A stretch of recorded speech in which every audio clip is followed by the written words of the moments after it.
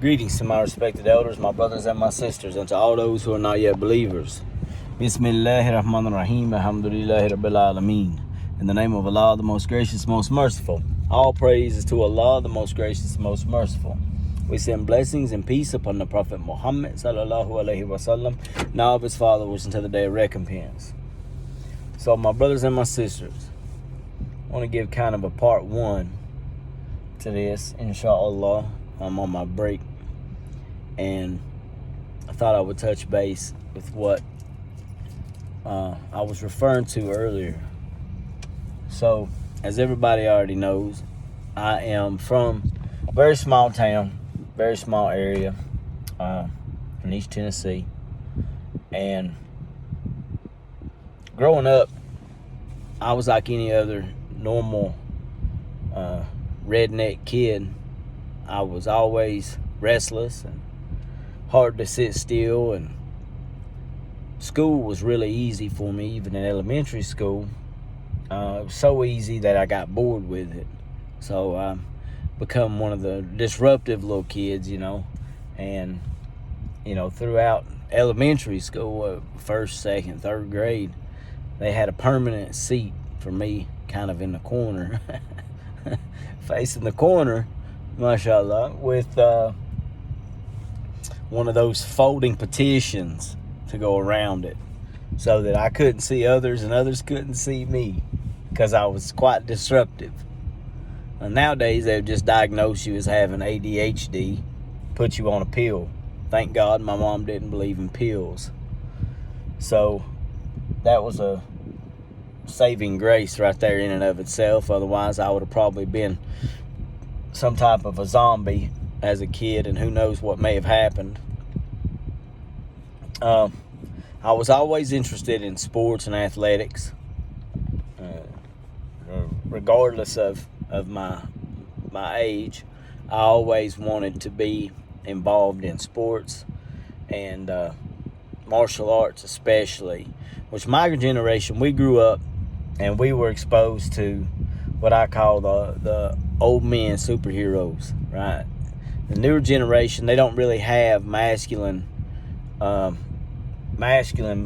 role models to follow like we did.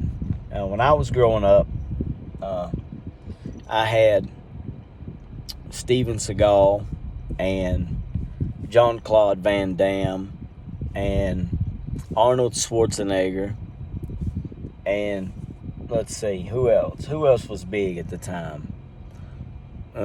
Chuck Norris was kind of fading out at the time, but I do remember that my papa, my granddad, I called him papa, he would come and get me for my time on the weekends that it was supposed to be for my dad's time, but my dad wasn't around. I'll get to that. But he would come and get me, and we would go and rent VHS tapes. For y'all that don't know what a VHS tape is, you're going to have to Google it, because I can't describe it in this video, save us time. But we would go to the movie store. There used to be a thing, like, I think the last one in existence, recent existence, was Blockbuster Video. And before they came on DVDs, they came on VHS. So we just always called it, we're going to go rent a movie. So he would take me to the movie store, which was just a small little store, maybe half the size of a dollar store. And they had quite a selection, and I would always gravitate towards the action movies. I wanted to see combat movies, like Bloodsport with Jean-Claude Van Damme, and Kickboxer with Jean-Claude Van Damme, and Terminator with Arnold Schwarzenegger, and Predator with Arnold Schwarzenegger. All these old, like, superhero, big, larger than life type role models that my generation had. And me in particular, I gravitated towards the martial artists because I just thought it was fascinating to me. It was fascinating to me the way that these people could move, the way these men could move, and the things that they could do with their bodies to defend themselves. So I became quite enamored with martial arts. And I remember this at 5 years old. I remember I would take my grandmother's, my granny, we called her Granny. I would take her couch cushions and stand them up on the couch as I stood in front of them and be punching and kicking them as if they were, the bad guys or whatever, doing karate kicks and, which of course at the time I wasn't aware of Muay Thai kickboxing. That didn't come out until later, real big, and it was all karate and kung fu, a lot of Bruce Lee movies. And so I would practice these things. I would practice these things just repetitively, man, until I couldn't get them wrong. They say an amateur practices till they get it right. A professional practices till they can't get it wrong. So I just continuously was punching and kicking on something. And it's really funny now looking back at myself at 5 and 6 and 7, all the way up through however old, that I was so enamored with this stuff. And I never did get to take martial arts as a kid because we were poor. We just couldn't afford it. I came up in a single mother home, and my mother worked a considerable amount of hours at a couple of separate jobs for several years. She worked as a gas station attendant and a car wash attendant. This is way back before car washes are what they are now, and gas stations.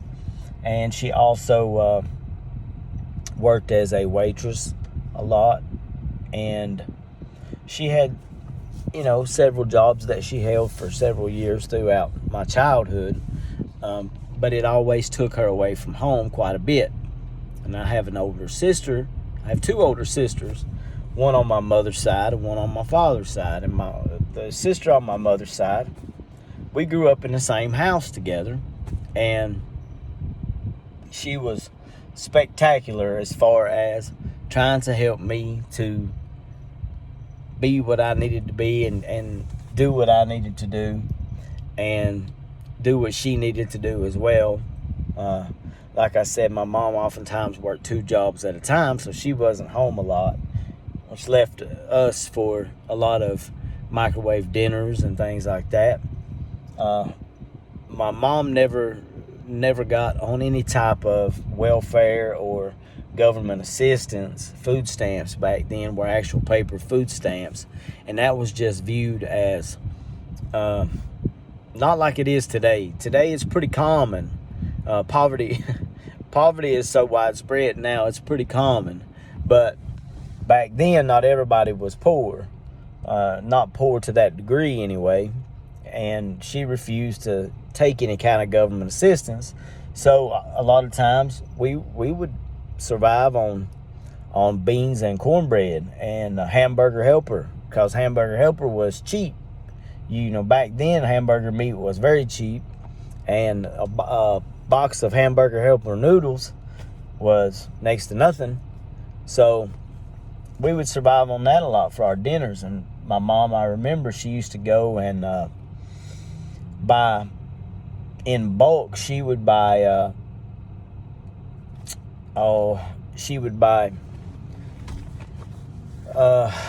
pork products, sausage for sausage biscuits, and bacon and all that kind of stuff. All these different things that now we know are haram, that we don't eat, we don't mess with. But back then, most certainly it was just common practice and just what everybody ate. And she would make these up in the evening and then wrap them in plastic, and she would put them in the freezers for us. So for the next morning, we'd just get out a frozen biscuit, and put a paper towel around it, pop it in the microwave. And that would be our breakfast. But it was cheap and it was abundant. So I do remember we always had food, and we, despite all the hours we spent apart from each other, we were close. I remember us being close. Now, my sister may have a totally different experience. She may have a totally different recollection of it, but for the most part, we were close. My grandmother, which was my mom's mom, she was born and raised in Germany. She came over. She was a refugee during the time of Hitler, not because she was Jewish, but because my family didn't agree with their ideology. So, they had to hide a lot. My grandfather, on my mother's side, was a GI in the Army, and they got married in Germany and moved back to the U.S. I think she was 13 or 14 years old when they got married. Very young. But anyway, that's how, that side of my family came to America. And then as it turned out later on in life, we discovered that our German side was actually Russian side.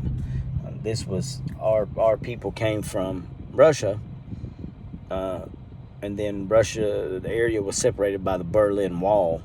For those of you who remember that, and those of you who don't, it's a historical thing you could look up sometime. It's of no relevance, but so it turns out we were Russian descent. And she grew up on and off. She would live with us throughout my childhood. And then when my mother finally got tired of working several jobs at a time, she went to school, to truck driving school, to become a truck driver. And at that point, she started driving a semi-truck, delivering goods across the United States. And my grandmother then came and lived with us full time because, we still had to maintain a life, and we had to go to school, and we had to have baths and things like that. My older sister was very responsible for her age, but we were still children, so we couldn't do this 24/7 around the clock. We needed supervision of some sort. Not to mention, I was somewhat of a troublemaker as a kid because I was a mama's boy, and I wanted my mama to be home, and looking now, what I know now, Islamically speaking, subhanallah, that's one of the beauties and benefits of the Deen of Islam, is that it tells the women that they should be, choose your family and being a mother and a wife first and foremost. But things just didn't work out that way for my mom, so she was gone oftentimes a lot. She was gone a lot driving a truck. Which left us in the care of my grandmother, who was very small, very stout woman. Not stout as in fat. She was just small and strong, full of German/Russian blood. that was very to the point. Very kind woman as well, and very devoted to God. I remember she was sadly misled and forced to convert to Protestantism, and at the beseeching of my grandfather, whenever she came to America. And in order to fit in, she conformed, and she gave it her 100% devotion. And I remember listening as a kid in the morning time when I would wake up. There would be a lot of times in the background playing on a radio station. She would listen to these Christian programming channels that they probably don't even exist anymore, but it was like like a podcast, but on the radio with commercials, commercial interruptions, so to speak. So anyway, with that being the case, we had a different type of exposure to different Christian beliefs and ideologies at that time. So my mother was gone most of the time driving a truck. My grandmother, she cared for us a lot of the time, alhamdulillah. And my father was a musician in a 70s, 80s / type rock band, like a cover band. They didn't have original songs. They may have, put out an original song here and there throughout the years, but overall they were a rock band that did cover songs. And he was also quite into the party scene and the women and the wild life. He was an alcoholic. He was never strung out on any type of drug that I'm aware of. I know he didn't smoke pot or anything like that. He was mainly to the alcohol. But anyway, I will get into that, inshallah, in a later video, and we'll touch base and go into the second chapter, inshallah. So until next time, remember to like and subscribe, share this content, consider becoming a member, inshallah, and we'll get to chapter 2 soon, inshallah. Until next time, remember that there is one God and only one God, and He alone is worthy of worship.